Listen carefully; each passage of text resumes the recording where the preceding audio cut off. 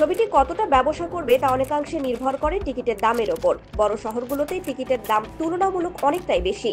টিকিটের চাহিদার দাম কোথাও 2000 ছুঁয়েছে, কোথাও তা 1900। সিঙ্গেল স্ক্রিনেও অনেক জায়গায় দাম 700-র ঘরে। তা সত্ত্বেও ভাইজানের প্রতি ভালোবাসা একটুও কমেনি ভক্তদের।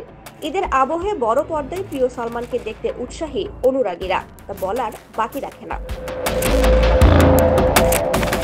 ঈদে বলিউডে মুক্তি পাচ্ছে সালমান খানের অ্যাকশন সিনেমা সিকান্দার। 30 মার্চ ভারতের প্রেক্ষাগৃহে দেখা যাবে ছবিটি। তবে মুক্তির আগেই যেন দাপট দেখিয়ে দিল সালমান। এরই মধ্যে ছবিটির বড় সংখ্যক অগ্রিম বুকিং সেরে ফেলেছে দর্শকরা।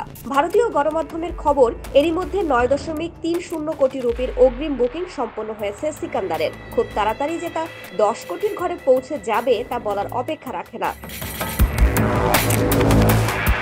গত বুধবার থেকে অগ্রিম টিকিট বুকিং শুরু হয়েছে। সিনেমা প্রেমীদের চোখও বক্স অফিসের দিকে।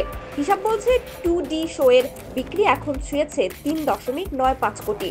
আইম্যাক্স স্ক্রিনিং এর সংখ্যা করলে সেটাও প্রায় 3.91 কোটি। তবে মহারাষ্ট্র, দিল্লিতে বেশি ব্যবসা করতে চলেছে সিকান্দার।